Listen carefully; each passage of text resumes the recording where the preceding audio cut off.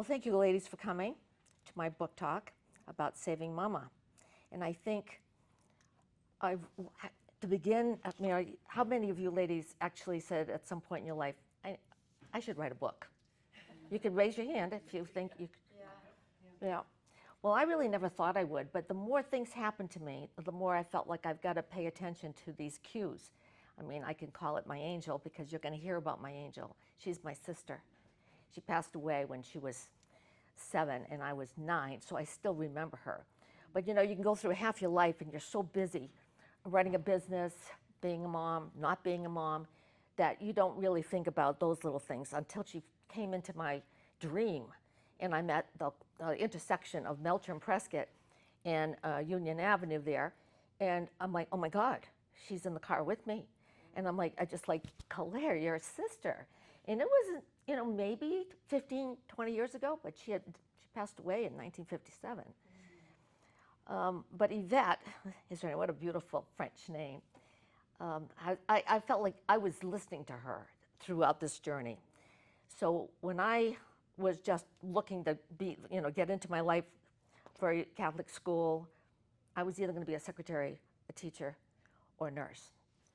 But I always have this like saying, I've always felt inside of myself that I want to be more than the sum total of my parts. Yes, I'm a woman. Yes, I'm a small town girl. But I wanted to be more than that. But I was still restricted by the male-female, you know, outlines of the 70s and the 80s and the 60s and the 50s. And I had to just kind of fall in. And, you know, the thought of my French was so strong that I know I could have taken it to another level academically. And I wanted to be an interpreter at the UN. I mean, why would I want to stay in Laconia? So, and then I could see myself, you know, because I have my father's sister came out of a smaller town than Laconia. Madawaska, Maine is a very tiny town, way up north, right on the Canadian border. And she had 4 brothers, and she was the only girl. Of course, she did all the girly things, but then she left. And she left and went to Miami, became a city girl. Then she left and went to San Francisco, which is when I got to know her. And she had a size 4 foot. You can remember it's little details like that. Tiny little thing, but she was a bundle of energy. And where does she work? Not in a normal law firm. No. She works for one of the premier lawyers in the state of California. And she always wore red high heels, and I've got a thing for red high heels. But she became a member of the opera, and you know she would have tickets to this. Then who does she date? She never marries, but she dates an architect in Carmel. Is it 17-mile drive that is so famous for its golf course and everything? And I'm like, wow, how romantic is all of this? So she has me go out to San Francisco after I graduated, and I was at 2-year business college to become a secretary. And she showed me everything, how to sit down at a Japanese restaurant, how to do this, how to do that. Even went to see Hair, where they're totally naked on the front of the stage.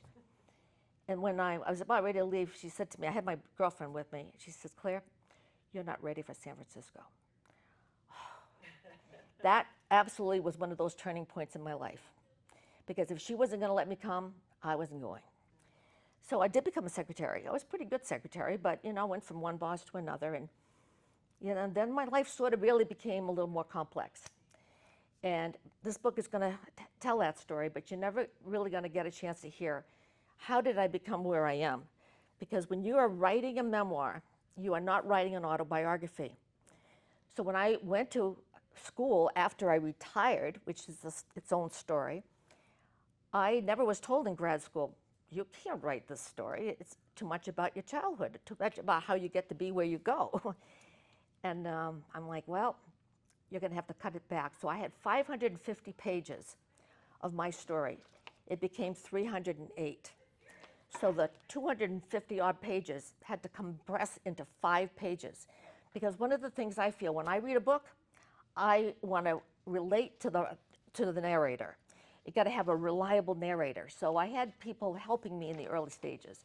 Claire, you got to have a reliable narrator. How am I going to be reliable if you come right into my being a single mom? How did that happen? And then you got to ask the question, why do you want to read my book? And I have to be clear, I have to avoid cutesy shortcuts, and I have to put more of myself into the book, not just facts. So one of the ladies that came to my launch eventually asked me a question. She said, was it necessary to air that much of your dirty laundry? Whoa. And the answer is, yes, I did. I did have to do it. One of my other readers said, I didn't know you were married 4 times. I'm like, nobody did. That's putting myself into this book.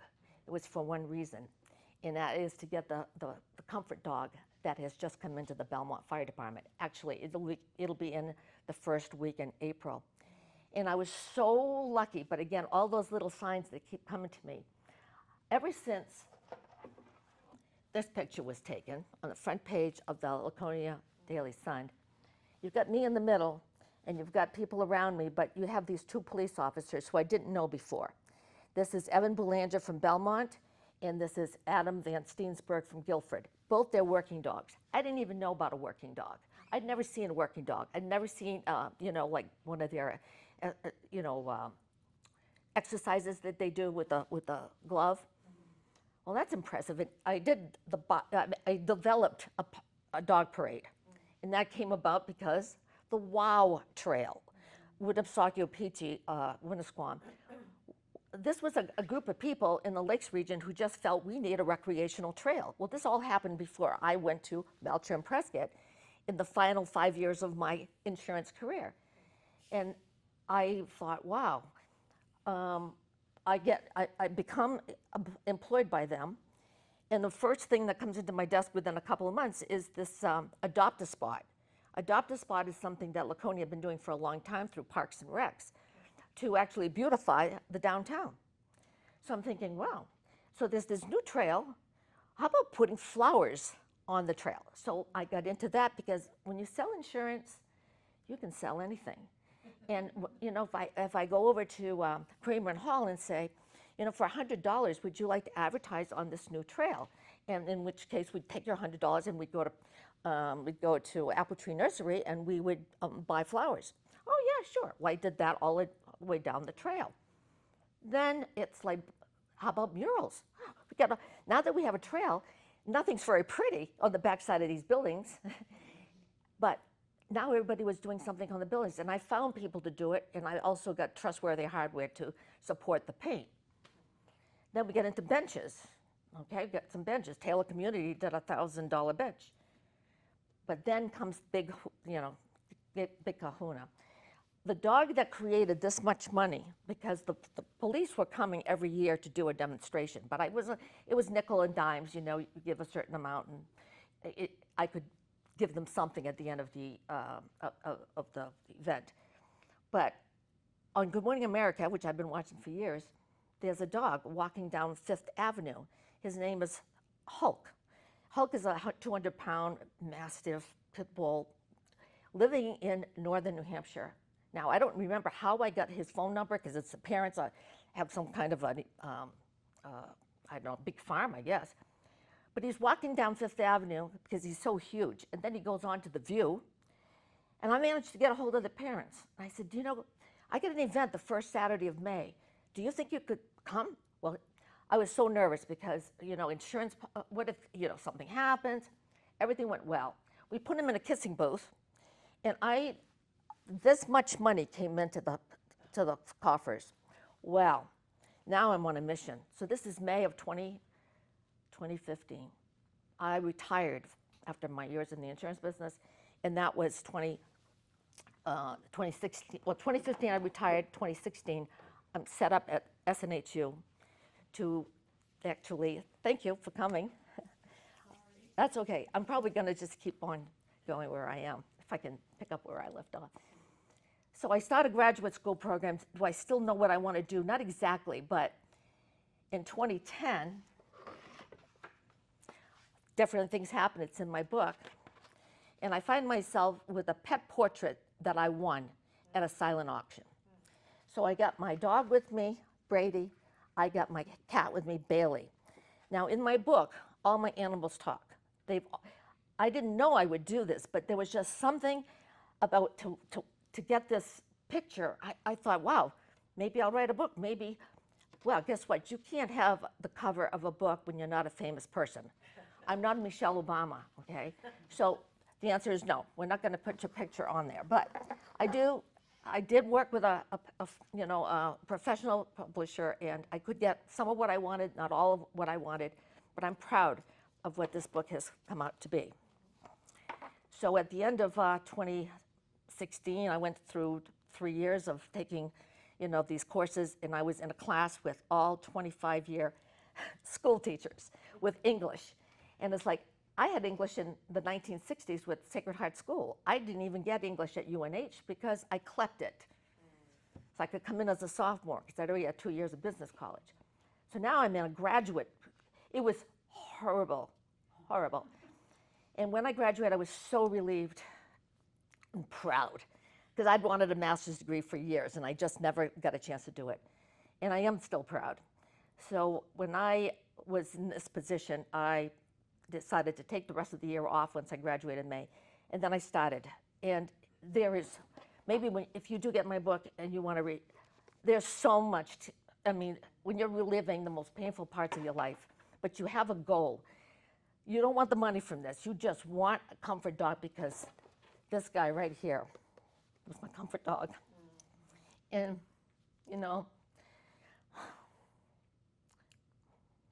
there's a lady here whose grandson, passed away in a very sudden way. And I was thinking, it's too bad the kids that were left at school when he was in there didn't have a comfort dog. So comfort dogs come in when there is a critical incident, but they also come in when teachers can call the police department or recently the fire department and say, can you bring your dog to come and stay with him for a minute? The first comfort dog has come into New Hampshire and landed in Concord Police Department, and I got to meet that dog about a month ago. Her name is Liberty. And the handler said to me, if we could bring anybody in on a day like what Liberty does, she can be in all different kinds of places in a day, and she handles it with such aplomb. And I know it in my head because I've seen some of it, but I always thought that this would be the direction I'd want to go in after I realized that working dogs like these men right here had, that's a $35,000 dog because it takes a special cruiser, and it's just way out of realm of my ability to get sales and to bring to that point. Oh my God, she did come. And she brought 2 of her 3 boys. Hi, everyone. Do you have to leave right away pretty much? Because I wrote what I was going to write in your book, so I wouldn't have to think about it, but you let me, yeah? I just have a PTA meeting at 6, but that's like a whole 20 minutes away. I am talking as fast as I can. Don't talk fast on my account. So the comfort dog is not what I thought I would do. It would be the working dog, but the comfort dog is not as much money. So a lady I met about 1.5 years ago is Hero Pups out of Stratham. Maybe none of you have even heard of comfort dogs or Hero Pups, but they put in about 35 comfort dogs, but they're all self-conquered except one. And I thought, wow, but she told me what it would cost. It would cost $7,000 for her comfort dogs. That's still a lot of money, but I was going to do it. Somehow I'd get enough sales. Because what I always say at the end, and you won't be here to hear this, it's like there is a book out there that I read a long time ago, Malcolm Gladwell's The Tipping Point. The Tipping Point was raw material that I used during my whole year, all my years in insurance. That if somebody came to me, I'd go to usually contractors, and yet I knew a contractor for this, I knew an electrician for that, a plumber for that, and somebody said something about their home repairs or whatever, I knew who to mix them up with, set them up with. And that's what I need for this book, because as most of you know, there is going to be a comfort dog coming into Belmont Fire Department. And it's through, I think, a lot of angel happenings, because I didn't know that fire departments can have comfort dogs. But this summer, I was at a working dog Bristol Police Department event, and I went up there because I supported the dog through his medical crisis. I can write a check and send it to a dog just as easily as I can a charitable organization. And so when he was retiring, they were bringing in another dog. And I said, well, I want to meet the new dog. So I go there, and what do I see? A Dalmatian puppy with a fire chief and his wife. And I approach him like, oh, when I see a dog, I'm all over the dog. And, oh, yeah, we're going to make her a comfort dog. And that's when my eyes lit up. A comfort dog. That's what I want to do. Well, I didn't know. Oh, yeah. They're emergency responders. They're always in crisis. So he's already had one comfort dog. He was going to train this other Dalmatian puppy. So he opened a door I didn't even know I would have 3 months ago. And come December, one of my 2 canine officers here suggested, you need to go see Deb Black, fire chief in Belmont. She's got 3 dogs. She loves dogs. I wait till after Christmas. It's only second week in January. I make the call. I get her assistant. Assistant says, I'll talk to her. The next day, she calls me back. Now, when you've sold insurance for 20 years and you walk into a house, you don't have any idea whether they're going to buy anything or not. And yet, there's a reason that they invited you in. You don't do it any cold calling or anything. And I could just tell. It was like something was like, she said just a little something about, I'm kind of thinking of that, but it doesn't exist. It exists everywhere in the western part of the United States. That's probably why she knew about it, because and you can imagine in LA and the places that have a lot of fires, those departments have comfort dogs because people have lost everything, so the dogs are really busy out there, but they're not in the police departments. In the East, they're in the police departments. So I'm so excited. This was never anything that was part of my plan, but now Belmont is going to have the first comfort dog.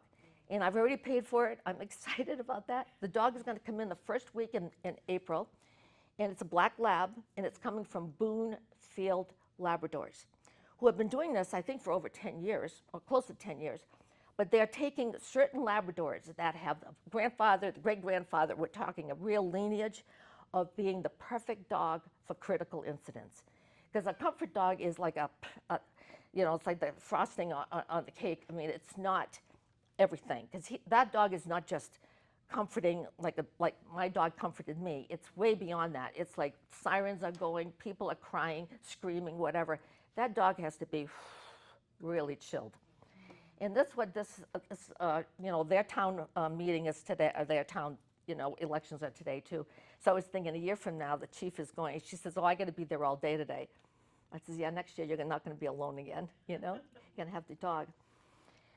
So before I go on and do it, I know I've got like 20 minutes of excerpts that I want to read. If you don't think I can do all of them, you just, Claire, give me the sign and I'll stop.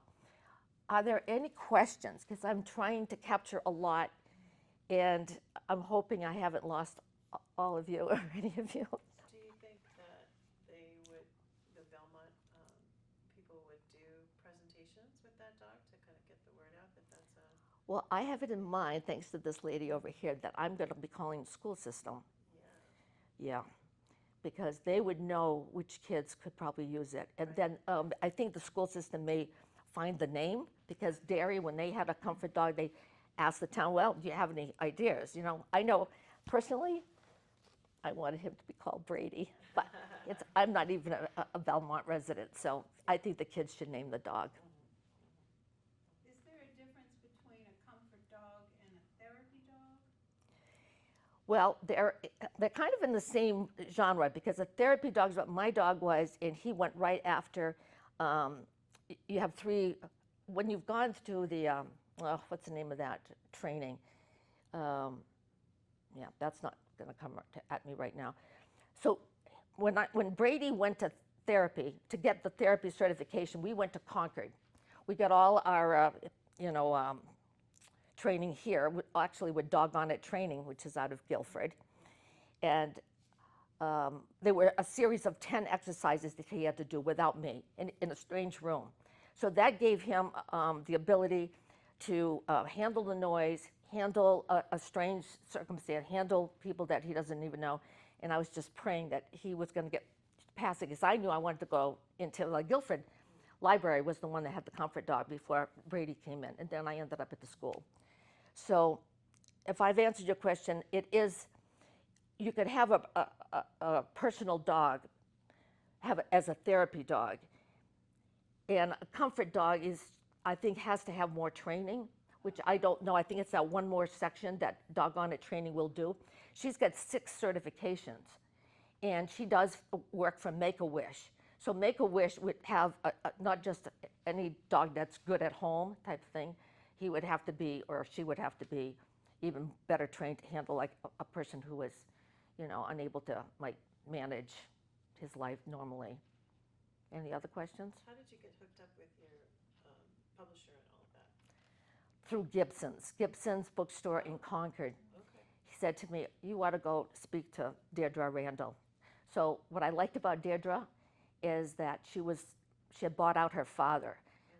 Read my book, you find I'm such a father-daughter girl. And I like that. But one of the first things she said to me, Claire, I'm not the least expensive. And I knew right then and there, I'm not going to shop her out. I want this book to come out so badly, whatever. And she's very professional. So, yeah. Okay.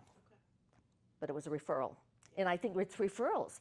I mean, in being in my business, it was absolutely referrals. I don't know exactly how I got you, Caroline, but it was probably a referral. I don't remember. Because finding people, you know, I don't know how they do it today, but because I'm local too, I know people. I mean, I know what you were doing before you know, got together with your husband, and you know, maybe I made a call to you. And I was gravitating to women in business because I'm most comfortable with that. And you did have your own business for a little while. Did we meet each other through Karen Banks? Nope, not Banks. I know Karen's, but not that one. But anyway, what a success story this lady is. I meet her. Her husband is actually the son of one of my clients. So that could have been something. But again, construction. So yeah, I've always liked, when I see 20 years later and see how successful you had of your life with your children, I'm like so proud of you. Thank you. All right, so any other questions? Now, Betsy, right? I said to myself, I almost texted you today, but I don't know how far you've gotten in my book, so you're going to have to listen to me because these ladies, well, at least a few of these ladies haven't. I haven't finished yet. Okay, so you don't tell anything. Plugging away on it. Okay. No spoilers. Yeah, So, but we have a little story. that's okay. So I've never met this lady before, but I'm in Gibson's, and my book has just come out. And it's not actually supposed to be out, but then I see her and her dog. And then, did you use the comfort dog? He's my comfort dog, right? Yeah, I think Yeah. I said that, but I didn't know comfort dog was a thing. No. She is in training for therapy dog. Okay. Well, But I think of her as my comfort dog. well, and I think of my new dog as a comfort dog. Yeah, but he was, I mean, well, you have to read the book, but yes. So that made it, she bought my book. She was the first person to buy my book. And then I thought, I mean, we exchanged numbers, and You didn't want to sell it to me, or he didn't want to sell it to me or something. you had to come It's back. the only one. I know. You had to come back a week later. And he just made that, he owns the place, okay? I know. But it's the publishers that are, you know, behind it, like, this is when it comes out. But I was and I'm very happy to see you again. Oh, same here. Well, I had to leave. I called to see if I could bring Sonny with me. Of course you could have. But I got a recorded message. Oh. That said the library was closed. So Oh. that's why I'm late, because I was like, well, maybe the meeting's off. I don't understand. Yeah. But then I thought, well, I'll just drive down and Yeah. see. And I didn't bother to bring her because I didn't know. Yeah, she would have been great. I mean, I was bringing my dog in here, you know? Thank you, Caroline. Now, what are we going to do? I could come to your house and sign it another time if you want. My book signed. Oh, you went to, yeah. I went to Innisfree. Oh, that's right. Yep. Yeah, I knew I that. brought it anyway. Okay. But you didn't bring your dog? No. I know. He would have been probably just fine, especially because he goes to daycare all day and he's tired. But no, I left him. Yeah. But you know, I go to Moulton Borough in 2 weeks.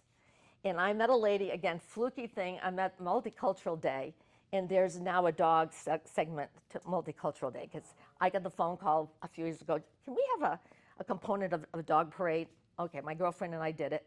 And this lady comes up to me, and now I'm in a Dalmatian costume, because when we did Bow Wow, my girlfriend, who has the brains behind a lot of the fancy kind of things, we had 2 high school girls from Gilford standing at the intersection of Lakeport to direct them to the Bow Wow Fest in Dalmatian costumes.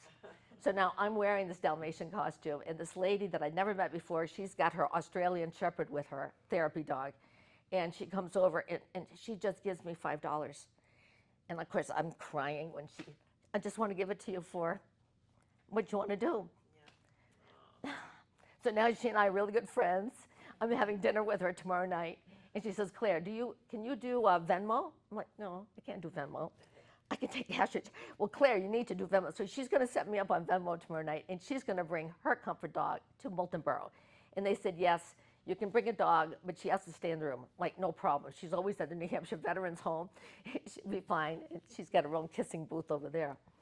So yeah, all of this has happened in the last few months. So it's been a whirlwind for me. And this afternoon, I met a friend.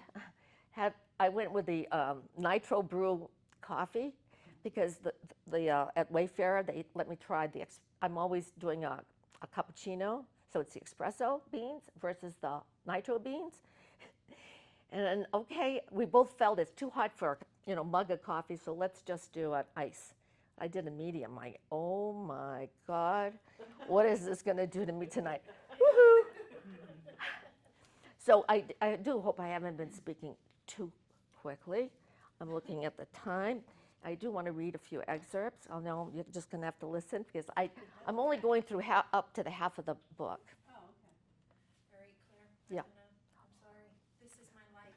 This is my crazy. Yeah, well, you got 3 boys. Everything is like, we were a few minutes late because Pat at the dollar store was not at her register. Oh, And I'm like, Pat, I don't know Pat, but they were screaming to Pat to come to her register. I'm like, every minute counts in my life. Yeah. Like, Been there. and you volunteer at the school too, don't you? yes. In your spare time. Yes, yeah, Okay. like I'm the chairperson of the volunteer steering committee but after 13 years, we're leaving the elementary school this year.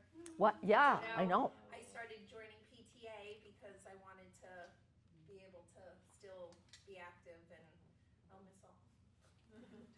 She knows this is not easy for me, like, I feel like I work at the elementary school, I've been there for so long. I know.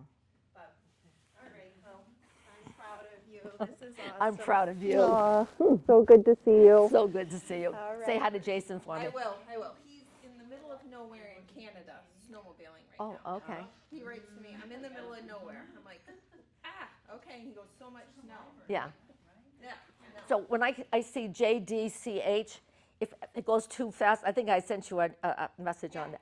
It's like I missed waving to him because his license plate. He's another one. You can't catch him either. He's faster. Well, than that's I why am. you make such a great couple. All right, Bye, thank you. everybody. Well, thanks I'll for see bringing you your soon. boys in. Okay, I look forward to it. Bye. Bye. Okay. No questions? Of course, I left my water bottle in the car, so I'm like, my lips might stop. I can get you a drink. Would you like some I would. water? That would be great.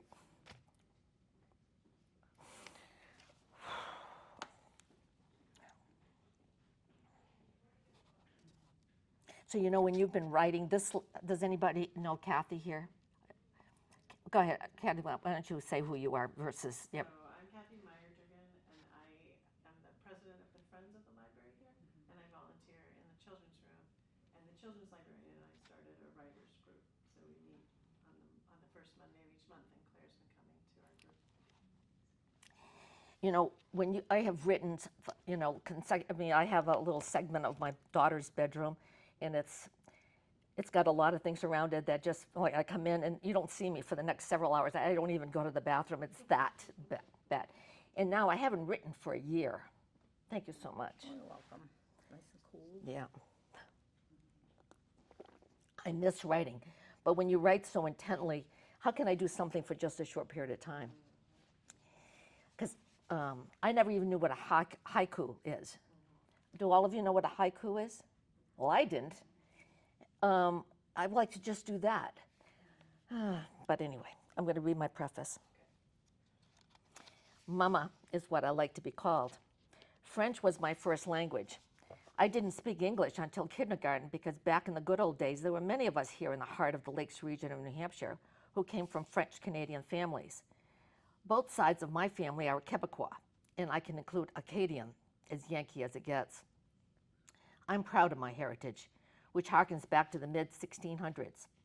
I'm proud of my parents and grandparents, too, for all they did to impart enough tenacity for me to hold on tight as I chased a dream I wasn't sure was attainable.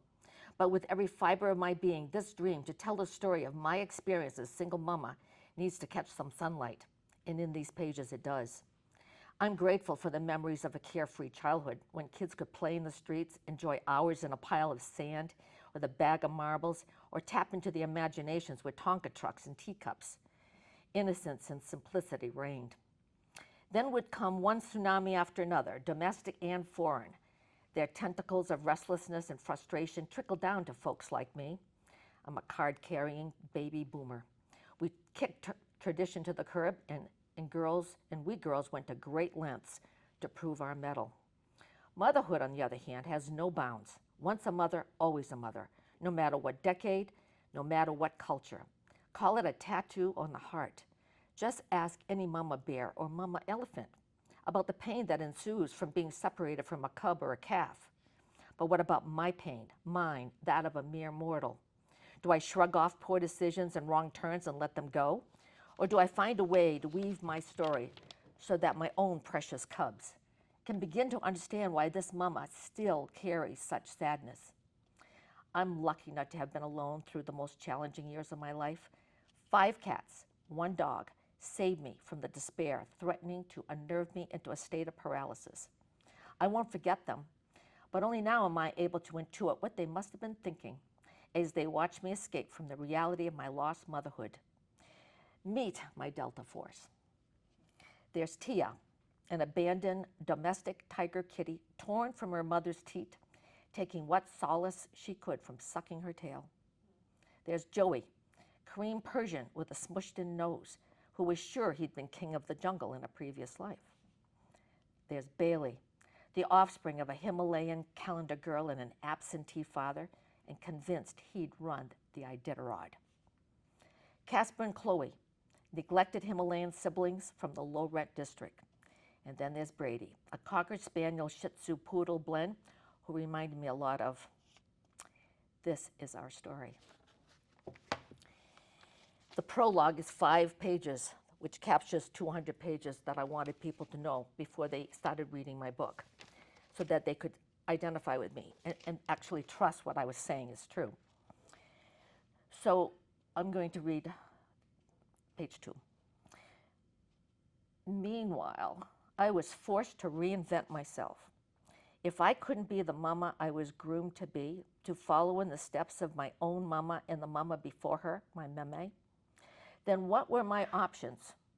For the first 18 months, I'd been living out a movie scene, proving that life does imitate art.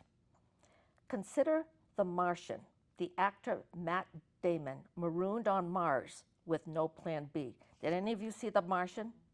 Yeah. What an amazing movie that was. That was me on January 17, 1985, when in 17 days, from start to finish, my 9-year marriage went poof, as did my motherhood, sort of. Some folks might say I had it coming, a few too many miscues on my part to be dismissed.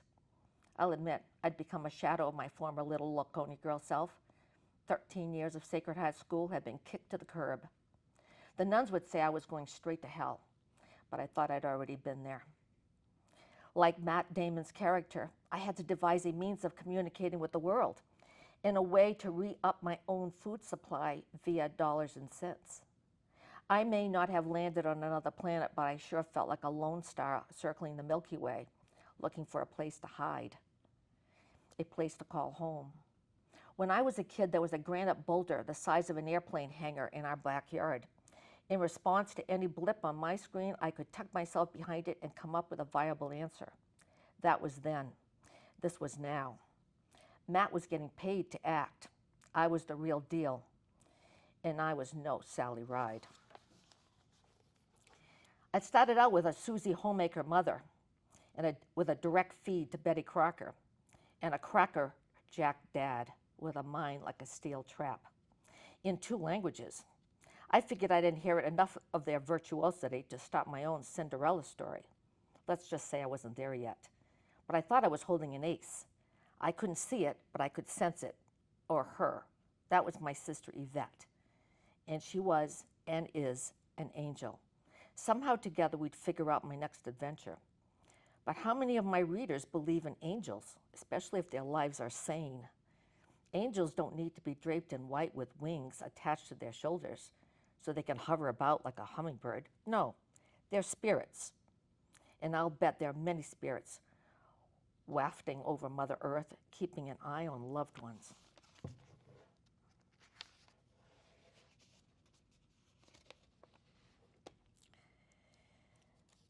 In November 1985, so we're talking about January 1985, I spied a want ad in the paper. It said local representative needed, flexible hours, unlimited income. Sounded good. I submitted my resume. Some days later, the phone rang during dinner with the kids. It was the Bedford office of Mutual of Omaha. Insurance sales. Conan Grace, district manager, kept me on the phone for an hour and a half, using his own brand of psychology to convince me to take an aptitude test. He wouldn't let me go. But there was one particular thing in the conversation that caught my attention. My wife, Kathy, said Con Grace, made $28,000 last year, and it's just her second year in the business. What? Here I was working 4 jobs and making $12,000, and she more than doubled me with one job? Okay, why not? I took the test. I failed the test with a score of 12 out of 20. Needed a 16. Psychology guided me on what I felt were the best responses, but apparently not what a salesman would say or do. However, Con was convinced I could prosper despite not being the perfect candidate. He made it clear he wanted to hire me and would go to bat for me. Claire, he said, I don't believe you can't succeed in this business, and I promise that if you follow the outlines of our sales process, you'll be making more money than your ex-husband in 5 years. 5 years? My ex was an attorney. But it was more than about money. It was about pride. Although I remained proud of having earned a BA in psychology, it didn't go anywhere. Moving through an advanced degree at Boston University for a career as a clinical psychology had to be scrubbed. But would a career as an insurance lady make my kids proud of me someday?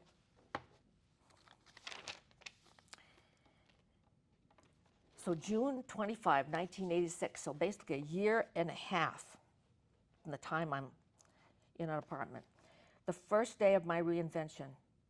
As in America's favorite sport, it was my turn at bat. Suiting up like I'd be live on ESPN, I knew the importance of first impressions. Where else to go for a briefcase but to the cobbler, where I chose a dark brown leather beauty with a lock. It needed a 3-digit code. I was 37 years old, and I was vying for a grand slam.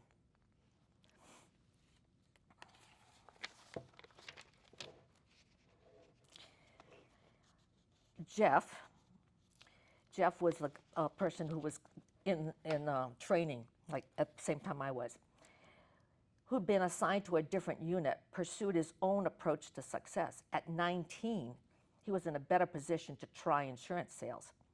Free of parental responsibilities and with plenty of time to stretch his wings, he had no reason to reach for the stars. But we stayed in touch and planned a dinner once a month to review the good, the bad, and the ugly of our freshman initiatives. Always D'Angelo's on 2nd Street in Manchester. Always tuna sub, small chip, Diet Coke for me. I lived on that. Claire, you have any idea what you're doing? Your turn-in sheets are full every week. I pay no attention. I make the calls, see the people, and try to sell them something before I leave. I don't care if it's our $10 a month accident policies, anything to get me back in the door. My goal is 5 policies in every household. Talk about driven, Jeff said, teasing. All our business was evaluated at the agency's monthly meeting. Coffee and donuts were a welcome break as we all learned of the newest products and discussed any concerns. But the big kahuna meeting took place every May. Meanwhile, there's this Billy and I who developed a friendly rivalry. Tall, dark, and handsome with a boyish grin that would force an ID past the age of 21, he was confident in his predictions as my own level of business crept closer to his. "I'm not worried about her," was his standard statement.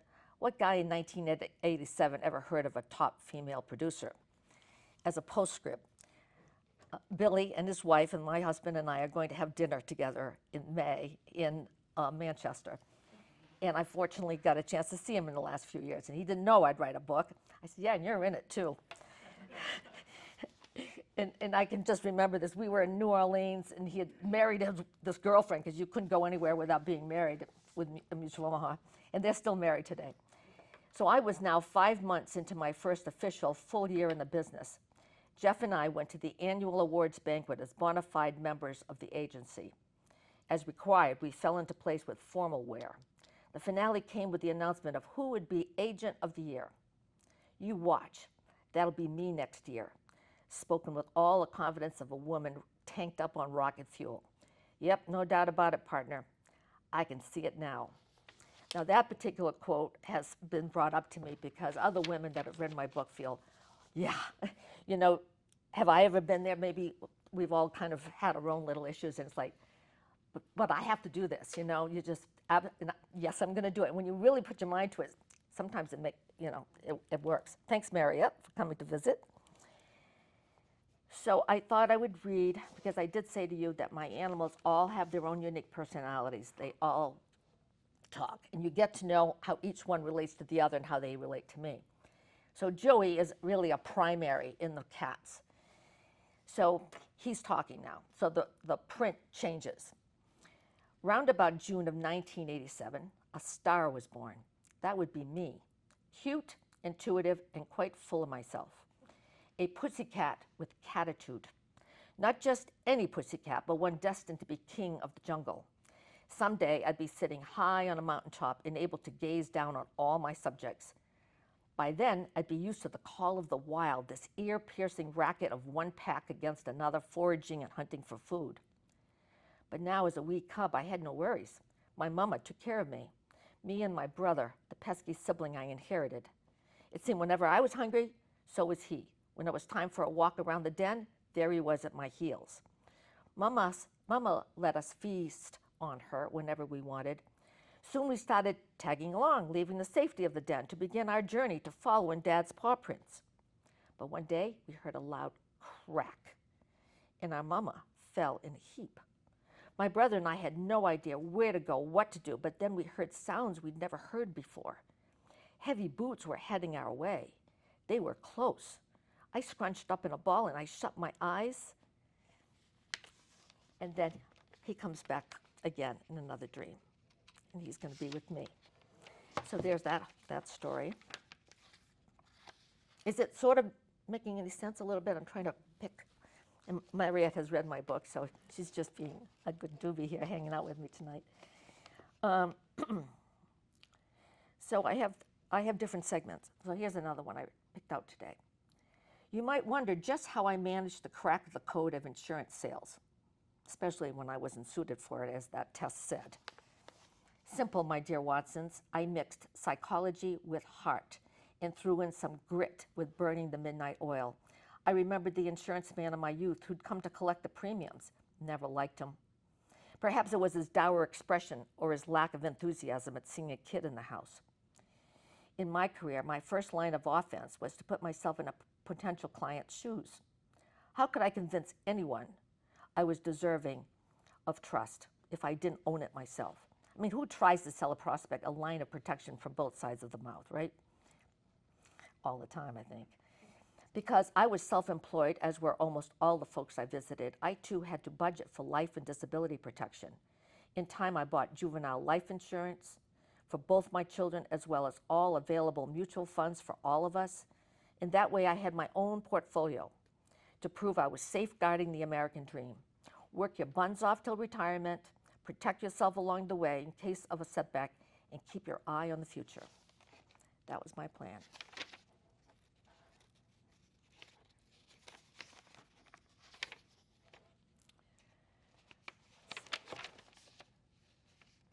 Of course, then I would have to go and get myself married. But there's a reason I wanted to have this quote.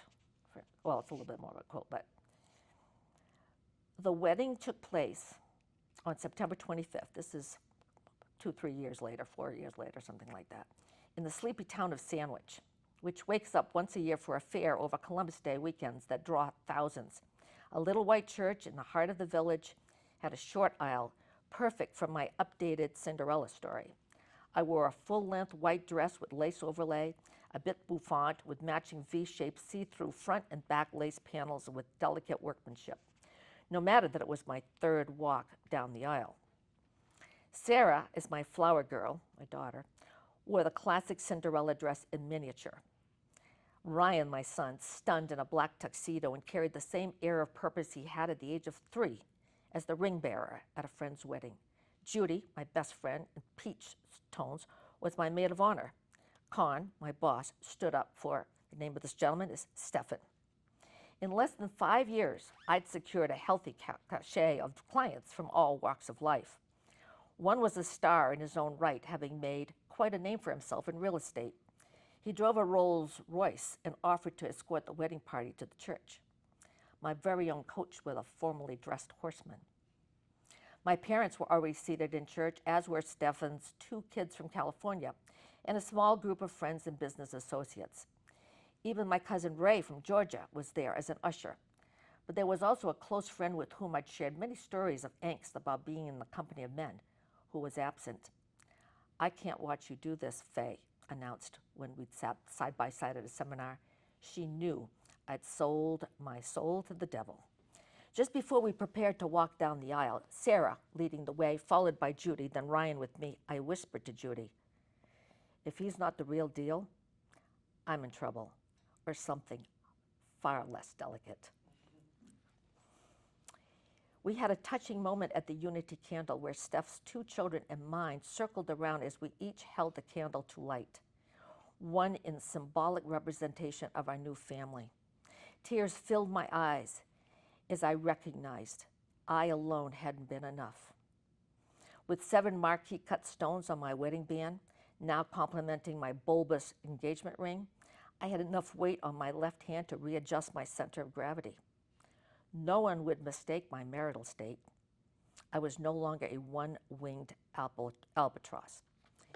So it was a lady, a friend of mine here in Gilford, who commented on that quote, like, "I'm not enough. I'm not enough if I'm not married."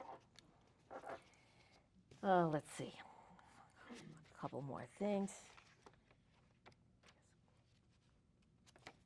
Yep, I think I'm right where I need to be. My last quote. Part 2. Now, when you get to part 2, I've got 6 pictures about what I've just talked about, the highlights. And I start each part with a quote. And the quotes had to be the poets or the author of these quotes had to be dead before 1925. So over the years, I've been getting like calendars, daily calendars, and either they were cats or they were dogs or they had women quotes. And I would pick one out, I had a stack of them. But then I didn't realize you can't use them unless you're going to go get copyright. That costs money, takes time. So this is Robert Louis Stevenson. And in this chapter I go, "Life is not a matter of holding good cards, but of playing a poor hand well." And that's what I was dealt. Talking to prospects some 20 times a week about the what-ifs had left its mark. Few people think ahead. Much easier to kick the proverbial can down the road. It was my job to readjust their perspective. But what if a person has no time to plan? What if the best laid plans go awry, simply from a single man-made piece of kryptonite wrapped in a court document for the 3rd time? I had no intention of leaning on Big Pharma, as I once did. I had a business to run, 3 with securities and a group health business. But just as troubling to me were our 2 children thrown into the middle of this brouhaha, no longer ages 3 and 7. Returning to the brotherhood is like sleeping with the enemy. Mainstream folks have no training to comprehend the intricate underpinnings of our legal system, let alone assess any underlying prejudices. I learned that if the petitioner, that would be my ex-husband, gets to address the court first and summarize the reasons for this hearing through his attorney, who would begin his monologue on my refusal to support Ryan's private high school education, ending with this bombshell. And she sells health insurance and doesn't even provide it for her own children. Well, the English language is rife with words to communicate, and less is more when applied with such pinpoint accuracy. Frankly, it was brilliant. I came right off my chair, my eyes bugging out of my head. A quick jab from my attorney sat me down. Why would I provide health insurance when their stepmother's employer benefits package offered family coverage? To include my children wouldn't up her premium, and never had I been asked what was available through me, sole proprietor. My attorney remained mute. So, notice I don't name anybody. I had to fire him. I had to go in front of district court and get turned down because he said, oh, you don't have to pay me, and then he changed his mind, and then I'm having to testify. Never have done that before in a district court. Lost that. Yeah, it was really tough. But you know, one of the items that's up shows me with a dog in it. I had co-written a book with a friend of mine, and his question to me in terms of like how to proceed with this book: what is the question to which the book is the answer? Never go into a courtroom without being prepared, without fully vetting your attorney, to knowing that that attorney is going to be on your side, because we've seen it all with O.J. Simpson probably being the most dramatic one, that when you've got the Brotherhood, you know, all legal eagles, and they have a way of, it's called smoke and mirrors. And smoke and mirrors has really haunted me all my life now. But I said, it's okay. I mean, it's not okay, but comfort dog, because that is not going to make it better, but it's going to bring to me a wrap on what is a life that started out to be so, you know, average, normal girl in Laconia, married, 2 kids, and I went off in a completely different direction. And it really comes down to the motherhood. You just never stop being a mom. Now my 2 kids are married, each with 2 kids. One lives in England, very difficult to stay in touch. Another one is between Maryland and Delaware, and neither one wants anything to do with Laconia. So the crisis of being, and it was the court that says, okay, you're going to be with, I don't have primary custody because I didn't make enough money. So the husband gets the kids primary custody. Everything that he makes a decision on does not have to include me if he doesn't want it to. Even switching schools.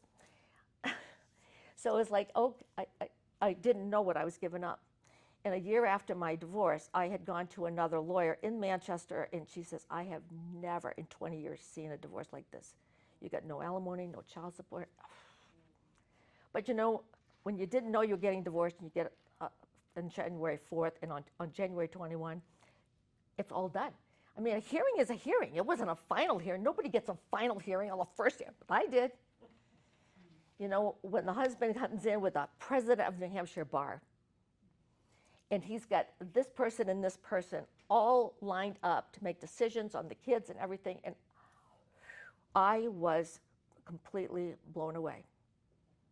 And then I did a career that I didn't even want, sell insurance. Believed in it, didn't want to sell it, but I did. I did a really good job because I really cared about everybody I met. And this woman that was here earlier is just evidence of that. And I knew a lot, I met a lot of people like that, young people just starting out. Anyway, now how am I going to end my life? Where's my legacy going to be? I don't think it's going to be an insurance lady. I'm not saying it's going to be an author either, but there's going to be a dog. I hope, and I want more than this one dog. I mean, this dog, it means the world to me, but I hope that the fire department, that as the dog develops and becomes more well-placed, another fire department will say, we'd like one of those. ta-da. And I hope that you can feel like, what you read is, I didn't exaggerate. I kept it clean because my kids would someday read this. So I said nothing negative about the father, absolutely nothing, just the facts. And I took on a lot of the mistakes that were made in the marriage. So, I mean, I was going to show you this. I've got that out there. But the job I could have had for the rest of my life was at the Taylor home when I was the activities director. But it was only 20 hours a week. I can't live on by myself, So, but everything that I tap into to try to help others, it's like I did art exhibits, and the art exhibits were helping the new artists. It brought a wine and cheese to the residents, something different. And then my uncle was dying of cancer. I found out about hospice.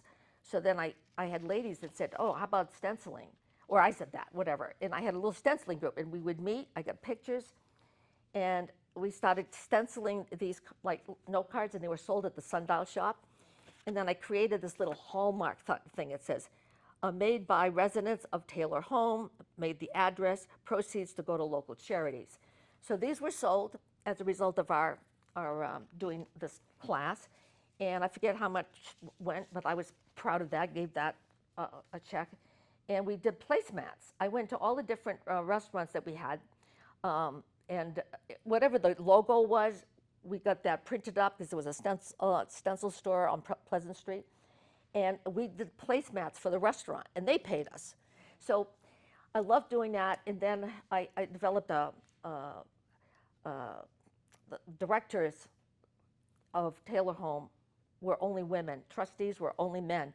So I approached the directors and asked, how about a volunteer corps so that you could come and help, kind of keep them company? Because when you're in that, there were 35 people in that house at the time.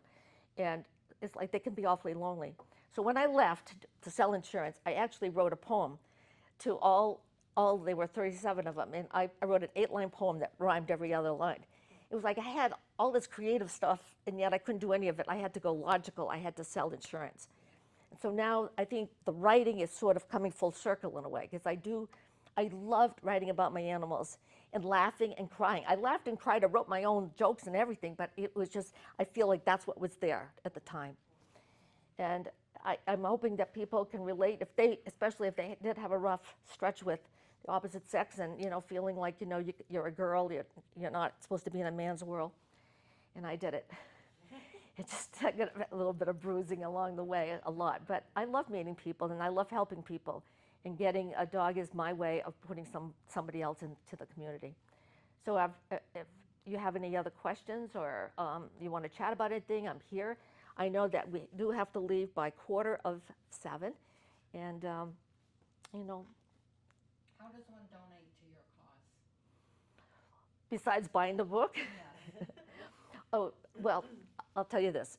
Grapponis, I got a 10-year-old car, and I called them up. I said, I'm doing this in the Belknap County area. I know you sell a lot of cars here. And they've given me $500, which I'm very, very grateful for. Because now it's one thing to buy the dog, it's another thing for what this fire chief needs to have. So I want to be able to get, a luxury kind of like orthopedic bed for the dog, and I want to get the car fixed up, so they're giving me money for that. So they're not writing the check to Belmont, because Belmont Fire is going to maintain one 501c3 organization for police and fire, because police just got another working dog. And so if I put the money there, then it'll sit there. I want to be able to help them. So if you want to make a donation, you would have to come to me. I've got my separate checking account that I've had since a year, or a little over a year now. And so everything comes out of my WOOF account. So what comes in is that, and when at some point, if I'm not going to keep promoting this, or the book will just stay and whatever, the money is just going to go. I can close it out and just give it to whatever department is in need of it. But I'm not keeping the dollars. Not after all I've been through with my, the court hearings and the difficulties. So that's what you can do.